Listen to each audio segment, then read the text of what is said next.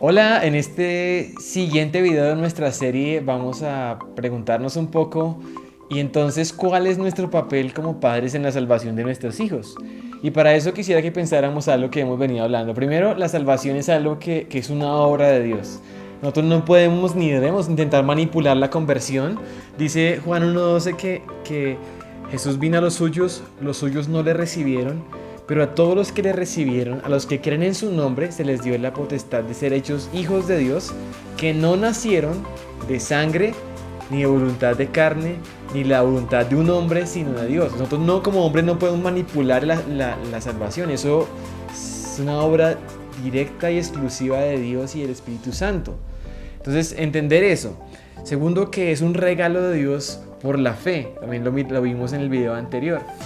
Pero ahora piensa en lo siguiente, ¿cómo viene la fe? ¿De dónde viene la fe?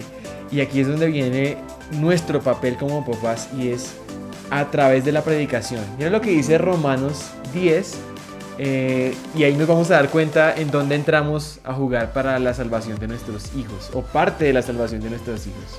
Pues todo el que invoque el nombre del Señor será salvo. Pero ¿cómo pueden ellos invocarlo para que los salve si no creen en Él? ¿Y cómo pueden creer en Él si nunca han oído de Él? ¿Y cómo pueden oír de Él a menos que alguien se los diga? ¿Y cómo irá alguien a contarles sin ser enviado? Por eso las Escrituras dicen, qué hermosos son los pies de los mensajeros que traen buenas noticias. Así que la fe viene por el oír, es decir, por oír la buena noticia acerca de Cristo.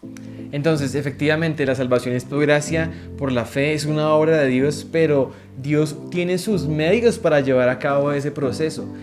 Y uno de esos medios somos nosotros, como portadores del mensaje del Evangelio. Dice ahí que la fe viene por el oír y el oír por la palabra de Cristo. Entonces, en la medida en que nosotros seamos fieles en enseñarles la palabra de Dios, en predicarles el Evangelio a nuestros hijos desde diferentes perspectivas, ópticas, momentos, estaremos plantando la semilla, estaremos permitiendo que ellos escuchen el Evangelio y entonces puedan invocar el nombre del Señor y ser salvos, entonces puedan tener fe para ser salvos. Ese es nuestro papel. También a veces caemos en la tentación de pronto de enseñarles a nuestros hijos a que vengan a Cristo, de pronto para que sea su amigo, para que solucione sus problemas, para que le vaya bien en algún examen, o tratamos de suavizar un poquito que vengan a Cristo con un beneficio propio. Pero saben que hay una analogía que también podemos ver en el libro y es directo a la yugular. Había un niño que iba caminando por el bosque y se cae. Al tropezarse, se le entierra un palo en su vena yugular. El padre a verlo se aterra y lo que hace es generarle la presión sobre su cuello, cargarlo y ir rápido a la sala de urgencias. Cuando él llega al hospital y llega a la sala de urgencias, un cirujano se acerca y ¿qué hace el niño? Levanta su mano y le muestra su dedo. ¿Qué era lo que había sucedido? Pues cuando él cayó, también una astilla se le enterró en su dedo. Y el niño, angustiado por esa astilla, se la muestra al cirujano. ¿Pero qué hace el cirujano? La deja a un lado y se dedica a trabajar en su vena yugular, que realmente es la que está peligrando su vida. Esta analogía lo que nos quiere enseñar es que muchas veces estamos tratando y trabajando en las cosas superficiales de la vida con nuestros hijos, aún en nuestra vida. A veces intentamos solucionar problemas externos, las astillas de nuestra vida, pero hay algo mucho más importante por lo cual nuestra vida se está desangrando y es aquello que realmente va mucho más adentro, ese tema tan importante que es el pecado. ¿Y cómo poderles ayudar a nuestros hijos a entender el pecado? ¿Cómo poderles guiar a un arrepentimiento bíblico? Pues aquí es donde entran de manera muy especial los 10 mandamientos, la ley moral de Dios, porque el Evangelio, vimos en un video anterior, tiene que ver con el mensaje de Jesucristo para ser salvos por la fe y por la gracia. Sin embargo, es como una moneda de dos caras. Así como tenemos un Nuevo Testamento y un Antiguo Testamento, así como tuvo que venir primero Juan el Bautista a predicar un bautismo de arrepentimiento basado en la ley para preparar el camino para Cristo, así como tuvieron que subir antes al monte Sinaí para después subir al monte de Sión, la ley, dice la Biblia, dice Pablo en Gálatas 3:24, que la ley ha venido a ser nuestro ayo, o sea, nuestro instructor, nuestro tutor para conducirnos a Cristo a fin de que seamos justificadas por la fe. O sea, la ley es como esa otra cara de la moneda que nos prepara para la gracia y que nos muestra por qué necesitamos el Evangelio.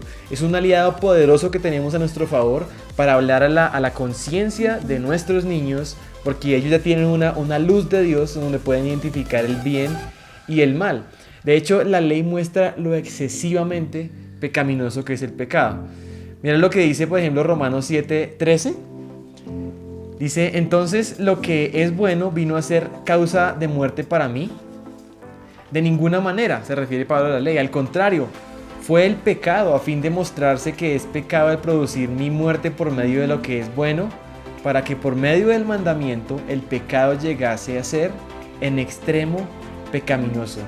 La ley es como una lupa o una luz bien fuerte que nos permite ver esas cosas que no son tan aparentes, nos permite vernos en la perspectiva de Dios. De hecho, Jesús en el Sermón del Monte también muestra realmente las implicaciones que la ley tiene y cuán profundo Dios mira el corazón, no solamente las acciones externas.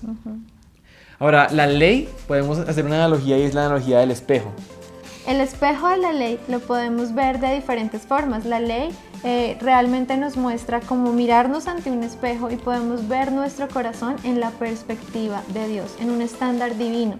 Podemos realmente ver cuáles son esos estándares que Dios nos da y cómo nosotros estamos frente a esos estándares. La ley no nos limpia y es algo importante también para que tengamos en cuenta y enseñarle a los niños.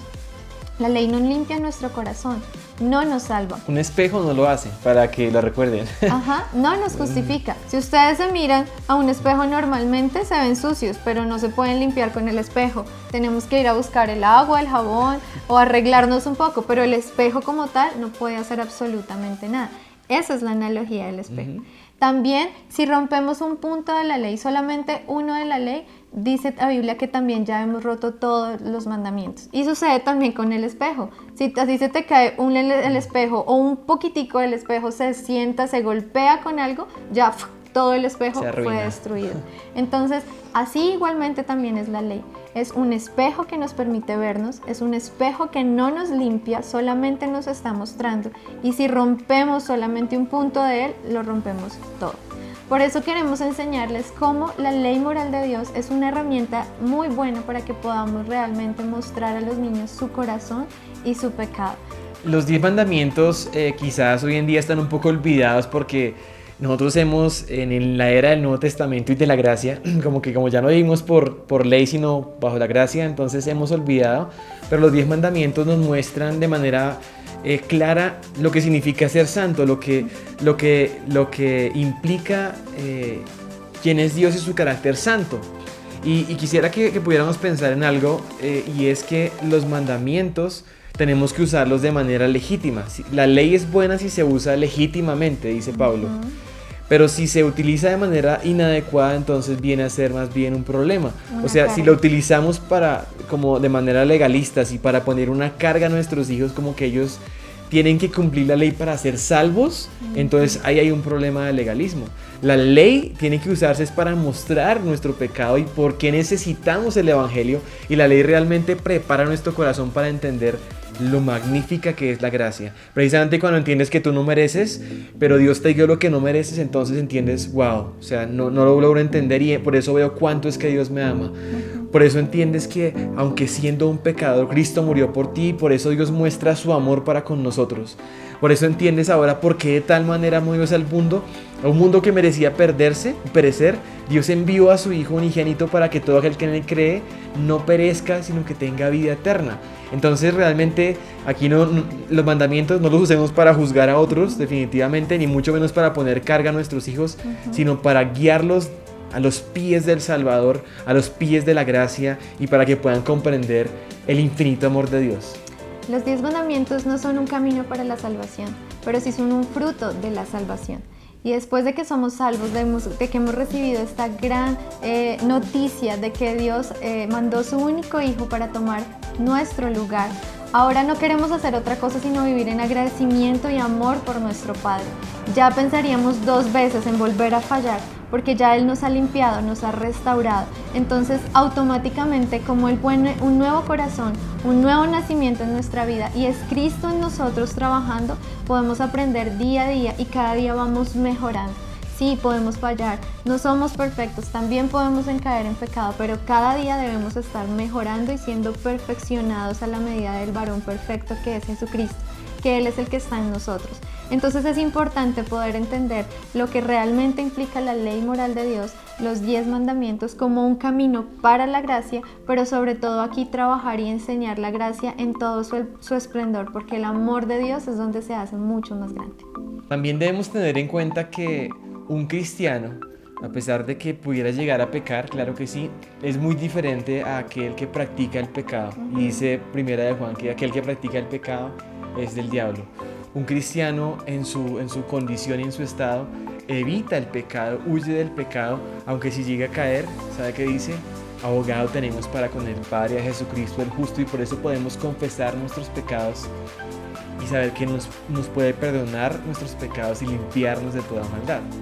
Ahora vamos a memorizar los 10 mandamientos con imágenes. Este es un juego de niños, así que ustedes como papás van a ser mucho más listos que los niños para recordarlos. Acuérdense de la imagen y memoricen el mandamiento. Esto les va a ayudar mucho para su propio caminar con Cristo, para su propio proceso de santificación o de salvación, si aún no están en Cristo, pero también para poder enseñar a sus niños por qué necesitan el Evangelio. Listo, entonces empecemos. Así que miremos cuántos de ustedes saben los 10 mandamientos. Aquí lo aprenderemos y luego sus hijos. Empecemos con la primera imagen. Es una medalla. Tiene el número 1. La medalla del campeón, del ganador. Esto nos está enseñando el primer mandamiento. Dios debe ser el único Dios en tu vida, el número 1 en tu corazón. Y el mandamiento en Éxodo 20 dice: no tendrás dioses ajenos delante de mí. Y relacionado con este viene el segundo mandamiento. Si ustedes se fijan, este es un hombre que está inclinado ante un ídolo. Él tiene una forma de número 2, se les va a recordar que es el segundo mandamiento, que dice: no te harás ídolos. Y un ídolo no solamente una figura, una representación que nos hagamos de Dios, sino un ídolo también puede ser una idea falsa que nos hacemos en nuestra mente de Dios. Si no es el Dios verdadero, sino un Dios a nuestra manera, probablemente tenemos un ídolo y somos idólatras. Segundo mandamiento: no te harás ídolos. En Éxodo también detalla más cosas de lo que significa también la idolatría. El mandamiento número 3 es: no tomarás el nombre de Dios en vano. ¿Y cómo lo recordamos? Con la imagen de unos labios. Son unos labios muy carnudos que tienen la forma del 3. Y nos recuerda no usar el nombre de Dios en vano, no tomar el nombre de Dios como un juego, no hablar el nombre de Dios en cualquier momento, como si fuera una grosería, o hablarlo en el momento que no es el oportuno, realmente como Dios santo, un nombre santo que debemos usar. A los niños hay que ayudarles a entender que Dios creó los labios y a Dios le interesa lo que nosotros decimos. O sea, a Dios sí le importa lo que decimos y por eso debemos ser cuidadosos en esto. Y sobre todo mucho más cuando se trata de su santo nombre. Y también le ayudamos a aprender al niño acerca de la santidad de Dios. El cuarto mandamiento. Dice Éxodo que el Señor creó en 6 días los cielos y la tierra, y el séptimo descansó y lo santificó. Es un día de descanso y un día santo, y por eso el cuarto mandamiento, con esta Biblia y esta telaraña formando un 4, nos recuerda guardar el día de reposo. Hay un día especial, un día santo. Esta Biblia está con telarañas porque nunca la utilizan. Toman a Dios para nada en serio y mucho menos el día de reposo. Entonces recuerda el cuarto mandamiento.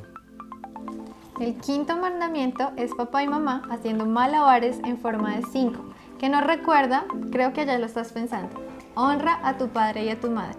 Y así es el quinto mandamiento con promesa. También tenemos el sexto mandamiento, que es una bomba en forma de 6. Es muy fácil y nos recuerda el sexto mandamiento: no matarás. A veces nosotros pensamos, pero lo que hemos matado pueden ser zancudos, o pulgas, o moscas. Pero aquí la ley moral de Dios va mucho más allá de lo que nosotros pensamos. Y aquí podemos analizar que los estándares de Dios son más altos que los nuestros. Y Jesús dijo que cualquiera que insulte a su hermano ya es culpable de homicidio. Así que el odio, Dios también lo ve como un asesinato. El séptimo mandamiento, si ustedes se fijan, aquí tenemos un corazón y está roto por un 7. Y nos recuerda el séptimo mandamiento: el adulterio rompe el corazón. También aquí el Señor Jesús dijo en el Sermón del Monte: ¿oísteis que fue dicho no cometerás adulterio? Pero yo les digo, cualquiera que mira a una mujer o a un hombre para codiciarlo o con lujuria, ya cometió adulterio con él o con ella en su corazón. Entonces Dios ve las intenciones de nuestro corazón y ve la lujuria y la codicia como adulterio. El octavo mandamiento es no robarás. Y como se dan cuenta en la imagen, es un ladrón con su máscara en forma de 8, que nos recuerda octavo mandamiento: no robarás, no tomes algo que no te pertenece. No interesa el valor. Ahora vamos con el noveno mandamiento. Esta es una serpiente. Está formando el número 9. La serpiente engañó a Eva y nos recuerda el noveno mandamiento: no dirás falso testimonio, no mentirás. Su lengua mentirosa. Y cualquier tipo de mentira, desde blancas hasta negras, todas entran dentro de esta categoría. Cualquier falta a la verdad o omisión. También el Éxodo nos habla como no hacer falso testimonio de otras personas, entra también en este mandamiento. El 10º mandamiento es una persona que está saliendo por la puerta y está mirando un anillo. La puerta nos está haciendo la forma de un 1 y el anillo la forma de un 0. 10º mandamiento. El hombre lo que está haciendo es codiciando el anillo. Quiere ese anillo. Nos recuerda: no codiciarás. Codiciar es no estar contento con las cosas que Dios te ha dado, sino que quieres las cosas de los demás. Y uno de los signos que tú puedes saber que hay codicia en tu corazón es cuando te entristece, cuando otros tienen lo que tú no tienes. Y la codicia es algo grave porque tiene que ver con un estado de ingratitud hacia lo que Dios te ha dado a ti, porque no estás feliz con eso. O sea, realmente es un pecado, uno pensaría que es como que un pecado como aquí entre nosotros, pero es un pecado contra Dios porque sufrimos por lo que Dios nos ha dado y lo que Dios le ha dado a otros. Ahora quisiera motivarlos a que los memorizaran, a que los pudieran descargar en nuestra página web en ingen.org. Ustedes pueden ir y descargarlos gratuitamente. Todas estas imágenes las pueden imprimir a color. También hay una versión con los mandamientos en tamaño chiquitito para que los puedan tener como en cartitas, o también una versión para colorear, para que ustedes los puedan utilizar en sus casas y la verdad que utilícenlos, acuérdense, no como moralismo, como legalismo, sino para ayudarles a ver el carácter de Dios, para ayudarnos a ver nuestra necesidad del Evangelio y para ayudarnos a caminar en ese proceso de santificación y de devoción a nuestro Señor. Ya el siguiente paso el libro también te lo va enseñando y es cómo poder vernos en esa ley moral. Recuerden, el espejo. Ahora, ¿cómo nos podemos ver? ¿Has honrado a tus padres? ¿Has usado el nombre de Dios en vano? ¿Has mentido? ¿Has robado? ¿Has visto a otra persona con lujuria? ¿Has codiciado? ¿Realmente Dios es el primer lugar en tu vida? ¿O has hecho ídolos, que también has tenido Dios a tu imagen y no realmente el Dios de la Biblia? Esa es la manera en que nosotros empezamos a vernos en la ley moral, para realmente entender que necesitamos un Salvador. Porque llegará el día en que Dios juzgará al mundo con justicia y habrá solamente 2 salidas, el cielo o el infierno, 2 lugares a donde debemos ir. ¿Y cuál sería nuestro destino si Dios nos juzga con estos 10 mandamientos? Pero hay algo importante y una buena noticia. Quisiera saber qué fue lo que hizo Jesús para que no fueras al infierno, y es ahí donde la gracia y el plan de Dios se resplandece sobre todos, porque aún antes de castigar al mundo, Él hizo un plan. Envió a lo que más amaba por nosotros. Ahí es donde el amor de Dios se magnifica, porque nos amó tanto que envió a su único Hijo para que todo aquel que en Él crea no se pierda, sino que tenga vida eterna. Y ahí es donde podemos seguir enseñándoles a ellos la gracia, porque ya han entendido su enfermedad del pecado y con gusto van a ir a la cura del Evangelio.